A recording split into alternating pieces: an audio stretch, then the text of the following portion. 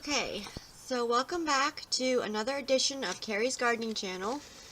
We have our little begonia seedlings here, and with them being so close to the light, here, let the camera focus in, sorry about that. I have to really watch them for moisture to make sure that they're not drying out. Now this one here is a little dry, so I'm going to water it here. The rest of them, they still feel pretty moist. And I'm going to show you here how I water these. You definitely do not want your begonia seedlings to dry out. They're very delicate, very tender at this stage. They're actually not this pale. The light's making them look that way. Sorry about that. So we'll be right back. Okay, and we're back. So this is a clean container here, and I filled it with room temperature water.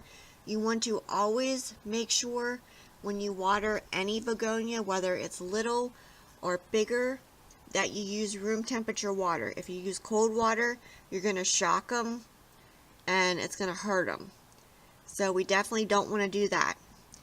So I'm going to let this soak this water up here, and then we are going to feed these because they're getting their true leaves on them, and this soil that I use, the Jiffy peat pellets, they do not have any plant food in them. So we're going to make sure that our seedlings are nice and moist before we feed them. And as soon as this one here soaks up its water, which it looks like it's doing right now, I'm going to go through the rest of them and check them, and then we'll come back and I'll show you how to feed them. Okay, so we are back. And we got our begonia seedlings watered. Got them all watered nice and good there. You can see they're nice and moist and wet. This is the San Francisco begonias. And over here we have the Santa Barbara ones. And because they're getting their true leaves, we're going to feed them. And I told you I'd tell you how to mix the plant food. So what I did is I took the Miracle-Gro all-purpose plant food, and I did a 1/4 teaspoon to a gallon of water, and I use rainwater, and it's at room temperature, so it's not cold. And then I took the 1/4 teaspoon of Miracle-Gro. When I mixed the food up and the gallon of water, I took another bottle and a 16.9 flow ounce water bottle, and I filled that up with rainwater, and I added a 1/2 teaspoon of our full strength begonia mixture food to it, and we're going to feed our little begonias with it. The reason why I'm not feeding them with the 1/4 teaspoon to a gallon of water is because that's what we feed the big ones, and it would burn these little guys, and we don't want to do that. So we're just going to give them a little bit of food because these Jiffy pellets don't have any food in. So I have my little eyedropper here, and they're nice and moist, so we're just going to give them a little bit of food. I do wear gloves when I feed my plants, just because I don't want to get the chemicals all over my hands. So I'm just going to give them a little bit of food here.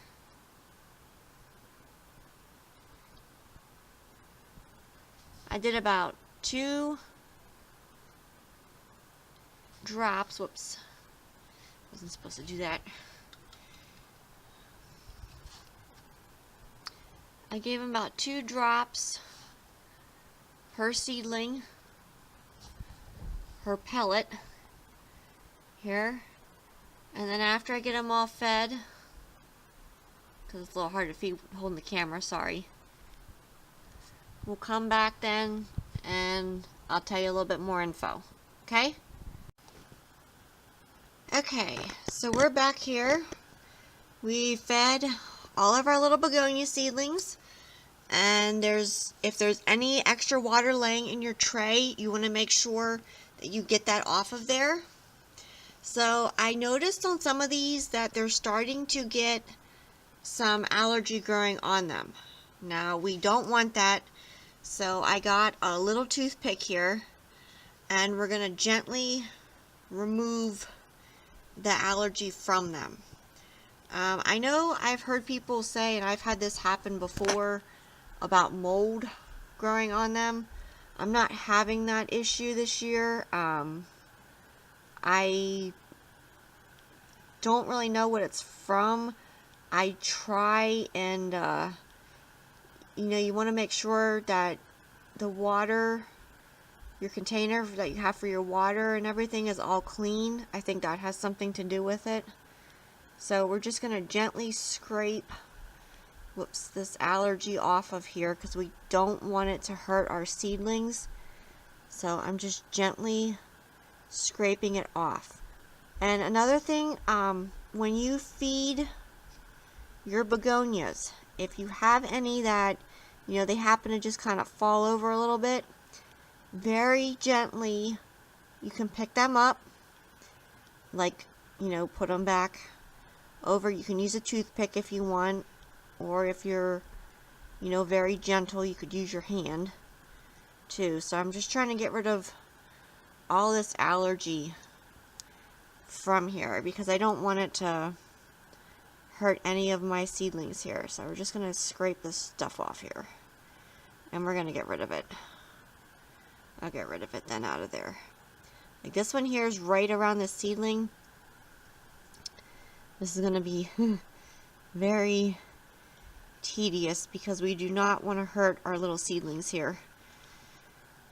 So I'm just very, very carefully removing this here because I do not want to hurt my little seedlings. Okay. There we go. We got it away. And I didn't damage any of the roots, which is, we don't want to damage our roots at all. So I believe we got all of it here. I don't see any more. And you can see our little begonias here. The light's not making them look too good. Sorry about that. It's reflecting back off of all the foil and everything else. So we're going to put these back under the lights here, and we're going to let them continue to grow. And I will feed them their Miracle-Gro mixture once a week. I have a book where I keep track of everything that I feed and how I feed it, and I'll put the information below on how I fed these today. I'll put it in writing just in case you can't just in case you don't understand, sorry about that, how I explained it. So if you like my video, please like, comment, subscribe. If you have any questions, you can leave them below, and I will try and answer them for you. And I hope that you have a nice day. Bye.